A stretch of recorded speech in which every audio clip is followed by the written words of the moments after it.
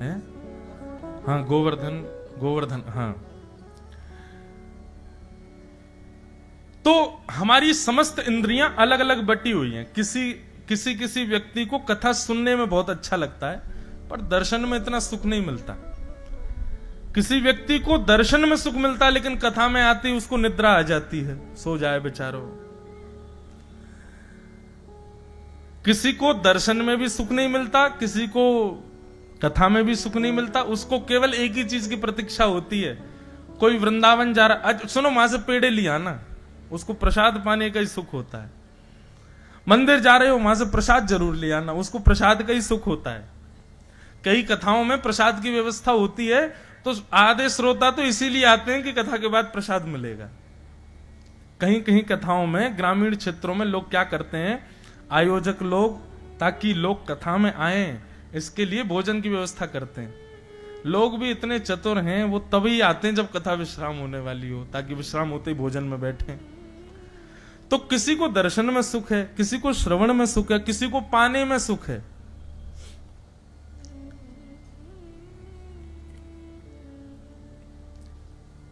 लेकिन हम कहते हैं, यदि कोई व्यक्ति गिरिराज जी की परिक्रमा करे, श्री गोवर्धन नाथ जी की परिक्रमा करे, और परिक्रमा करते समय ये भाव गिरिराज जी से कहे कि मेरी कथा सुनने में रुचि बढ़े, मेरी आपकी सेवा में रुचि बढ़े, आपके दर्शन में रुचि बढ़े। जिस जिस इंद्रिय की रुचि नहीं है, उसकी शिकायत लेकर के आप गिरिराज जी की परिक्रमा करो। आप परिक्रमा पूर्ण करते ही अनुभव करेंगे, आपकी वो इंद्रिय ठाकुर जी की भक्ति में सजग हो जाएगी। इसीलिए उनका नाम गोवर्धन। अब हम अपनी बात बता रहे हैं प्रत्यक्ष। हमारे गिरधर लाल जी, अब हम रामानुज परंपरा से दीक्षित हैं, हमारे ठाकुर जी पुष्टि मार्गीय हैं। अब ब्रजवासी सब पुष्टि मार्गीय हैं, ब्रजवासी जन्म से ही पुष्टि मार्गीय होते हैं, ठाकुर जी से खूब लाड प्यार करते हैं, खूब स्नेह दुलार करते हैं, इसलिए। लेकिन हमारी परंपरा प्रारंभ से दीक्षित रामानुज संप्रदाय में, दक्षिण भारतीय परंपरा, हमारे ठाकुर जी पुष्टि मार्ग के।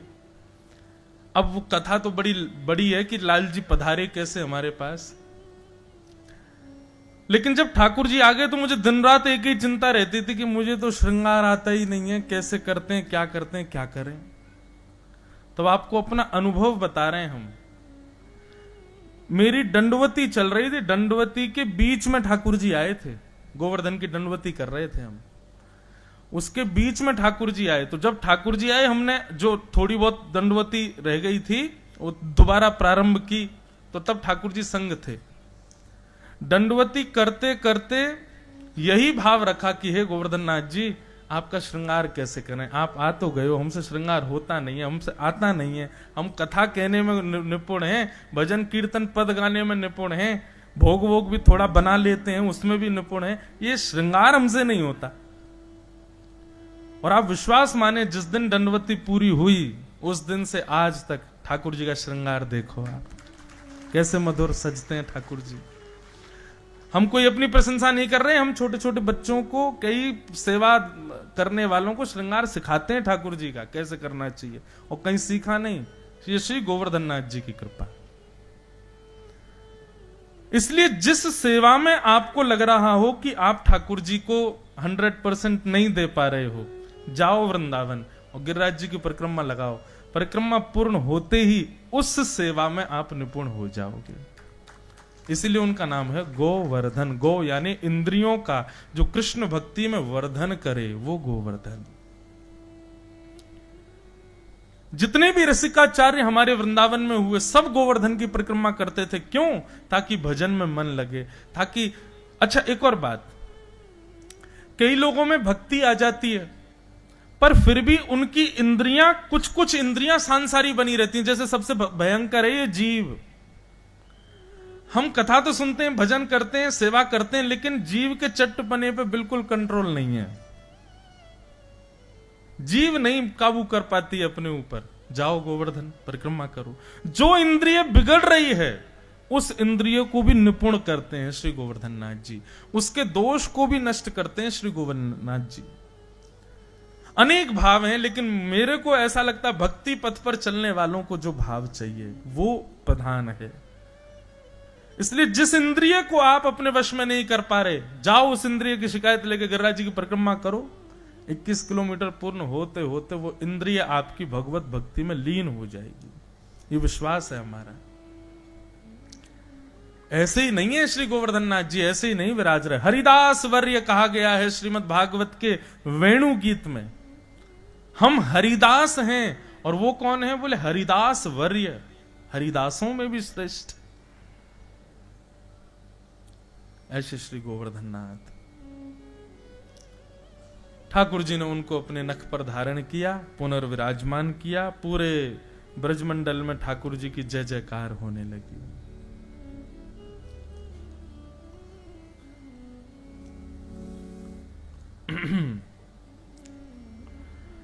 आगे बंधुओं भागवत में फिर गायों ने भगवान का नाम रखा गोविंद, क्योंकि गौ की सेवा के लिए ही ठाकुर जी ने गिरिराज जी धारण किए। गायन के संग धावे, गायन में सचु पावे, गायन के हेत गिरी कर ले उठायो। आगे गाय पाछे गाय, इत गाय उत गाय। गोविंद को गायन में बस वो ही भावे। गोविंद को गायन में बस वो ही भावे। एक बात और कहें, एक प्रैक्टिकल कीजिएगा बंधुओं। गौशाला जाओ, गैया को चारा खवाओ, गैया का गोबर उठाओ, गैया का दूध निकालो।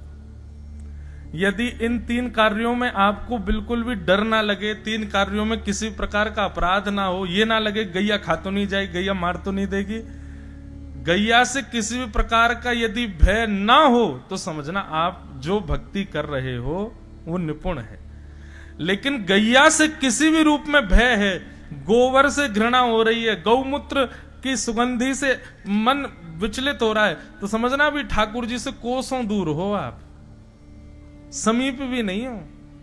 हमारे लाल जी कैसे हैं? बोले गौमूत्रेण स्नापित्वा, ठाकुर जी तो गौमूत्र में स्नान और कर लेते हैं।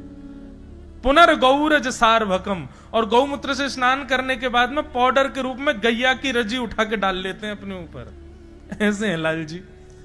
महाराज कभी गैया का दूध काटते हुए देखा ग्वारिया को? तो पीछे के पैर कई ग्वारिया बांध देते हैं दोहनी से। कई गैया जो होती हैं लात मार देती हैं, तो उनके पैर ऐसे बांध देते हैं। तब तो ठाकुर जी क्या करते हैं, कई कई बार तो गैया चराने जब जाते हैं तो दोहनी की ही अपने सिर पर पाग बांध लेते हैं, जिससे गैया के पैर बांधे गए हैं। भागवत में वर्णन आता, तम गो रजत छुरित कुंतल वद्दवरह वन्य प्रसून रुचिरे क्षण चारुहासम वेणुम कुणंत मनुरई रनुगीत कीर्ति। गैया से बहुत प्रेम करते हैं ठाकुर जी। प्रेम भी नहीं, अति प्रेम करते हैं गैया से। इतना प्रेम शायद ही किसी को ठाकुर जी ने किया हो जितना गैयाओं से करते हैं। इसलिए गाय से यदि आपको प्रेम है, गौ प्रिय लगती है, तो निश्चित है गोपाल जी को आप प्रिय लगोगे। ठाकुर जी ने गिरिराज जी धारण किए, गैयाओं ने भगवान का नामकरण किया। आगे फिर एकादशी व्रत की कथा आती है। कितने लोग एकादशी व्रत करते हैं? सांची वारे बताओ, इतने लोग करते हैं? बंधुओं, एकादशी क्या है?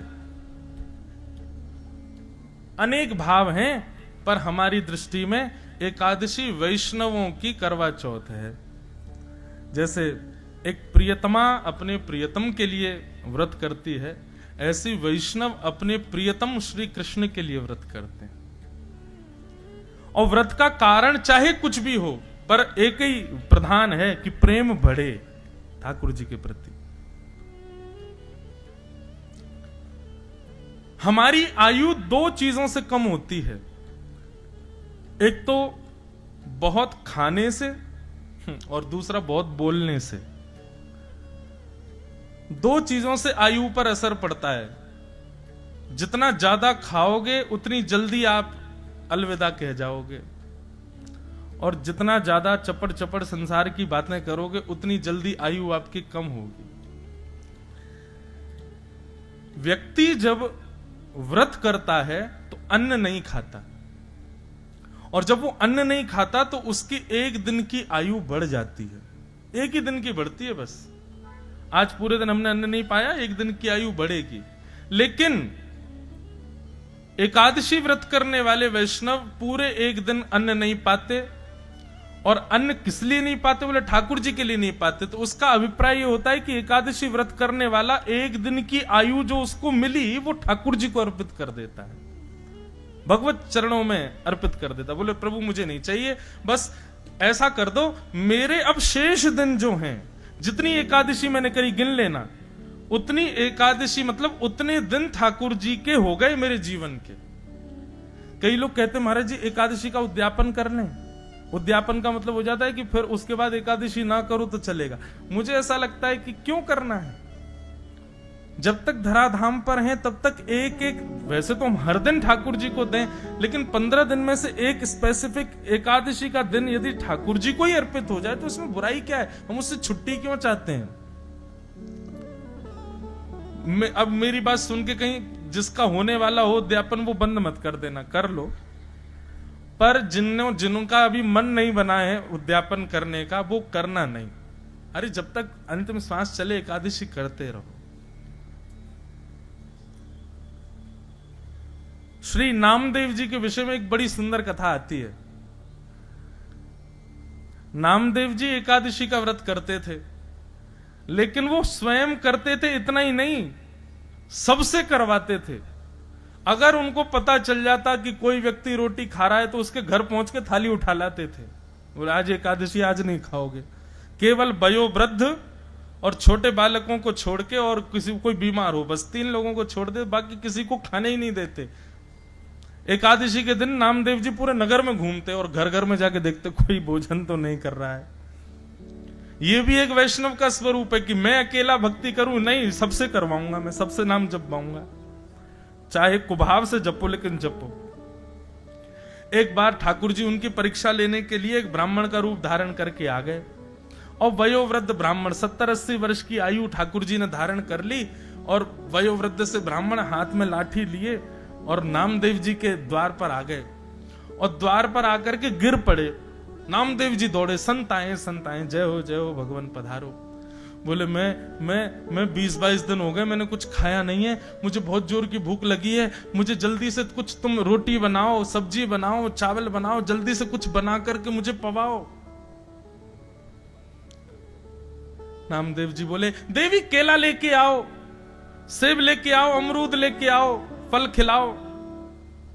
नहीं, फल नहीं चाहिए, मुझे तो रोटी सब्जी खानी। बोले भगवान आज एकादशी है, आज तो अन्न नहीं बनेगा घर पे। बोले अरे तुम लोग मत खाओ, मुझे तो खिला दो। बोले नहीं भगवान आप भी मत खाओ। बोले मेरे प्राण निकल जाएंगे, वयोवृद्ध 70-80 वर्ष की आयु है मेरी, ऐसा मत करो मेरे साथ। ठाकुर जी थे। नामदेव जी बोले इससे बढ़िया क्या होगा, एकादशी के दिन प्राण निकलेंगे, सीधे वैकुंठ जाओगे, लेकिन रोटी नहीं खाने दूंगा मैं। ठाकुर जी बोले कैसे आदमी हो तुम, हम मर जाएं ये चलेगा तुमको, लेकिन हमको रोटी नहीं। बोले बिल्कुल नहीं खाने देंगे, द्वादशी तक इंतजार कर लो, खाने के लिए और भी बहुत सी फलाहार खिला देते, मखाने खवा दें आपको, रोटी नहीं। ठाकुर जी तो परीक्षा लेने आए थे, जोर जोर से चिल्लाने लगे, गला पकड़ करके, भगवान अरे देखो मैं किसके माथे आ गया, अरे मेरी एकादशी करवा रहा है जबरदस्ती, मेरे प्राण निकल रहे हैं। अब गली मोहल्ले में भीड़ लग गई, सब लोग आकर के नामदेव जी को सुनाने लगे, अरे तुम्हारी एकादशी तुम करो, इनसे क्यों करवा रहे हो, बेचारे महात्मा मर जाएंगे अभी। बोले नहीं मेरे घर आए हैं, मैं तो अन्न नहीं खाने दूंगा। तो एक पड़ोसी बोला बाबा आप एक काम करो, मेरे घर चलो, मां पाले ना। तो नामदेव जी ने पैर पकड़ लिए, बोले जाने भी नहीं दूंगा, खाने भी नहीं दूंगा, जाने भी नहीं दूंगा, यहीं पड़े रहो, और पाना है तो ये है ना, फल ले लो, दूध पी लो, मखाने खा लो, अन्न नहीं खाओगे। गांव के लोग सब गालियां देने लगे। महाराज नामदेव जी से कहने लगे, ये कैसी भक्ति तुम्हारी, एक व्यक्ति के प्राण निकले जा रहे हैं और तुम अपने नियम उस पर थोप रहे हो। नामदेव जी बोले, सब दोष मुझे लग जाए, मुझे कोई दिक्कत नहीं, लेकिन मैं एकादशी का किसी को उल्लंघन करते देख नहीं पाऊंगा। ठाकुर जी बोले, अब ब्रह्मास्त्र चलाना चाहिए। अभी तक तो ठाकुर जी तड़प रहे थे, अब ऐसे स्थिति हो गई और निकले प्राण, निकले मेरे प्राण निकले, बस बस निकलने वाले हैं, आहा अब तो मेरा हाथ पांव कांप रहे, अरे मेरे प्राण निकलने वाले हैं। सब मोहल्ले के लोग कह रहे, नामदेव मान जाओ, बेचारों को कुछ पाने दो। नामदेव जी बोले, नहीं नहीं भैया, एकादशी फल खिला दो। और अंत में ठाकुर जी ने ऐसी एक्टिंग करी कि वो जिस रूप में गए थे उनके प्राण निकल ही गए।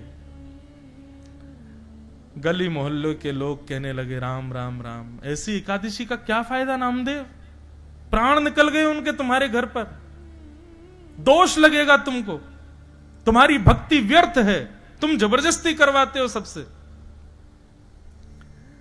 नामदेव जी के नेत्र सजल हो गए, अपनी पत्नी से बोले, देवी अपराध तो लग गया हमको, भले ही ठाकुर जी के एकादशी के नियम का पालन का ही सही, लेकिन लगा तो है, एक संत के प्राण निकल गए।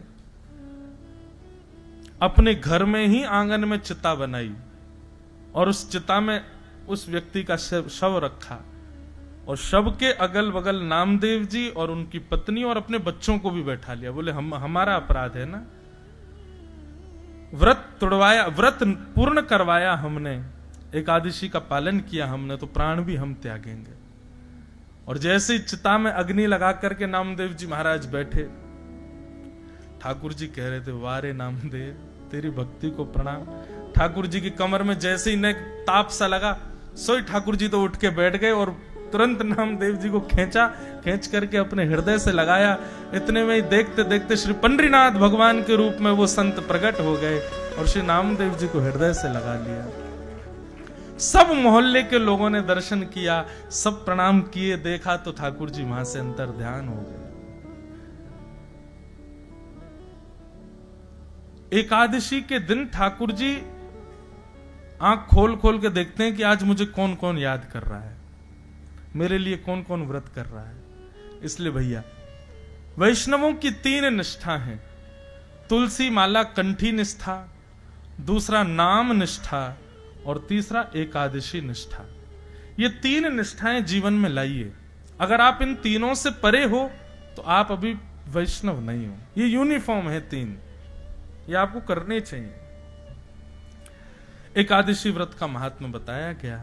तत्पश्चात फिर यहां से अब रास पंचाध्याय की कथा प्रारंभ होती है।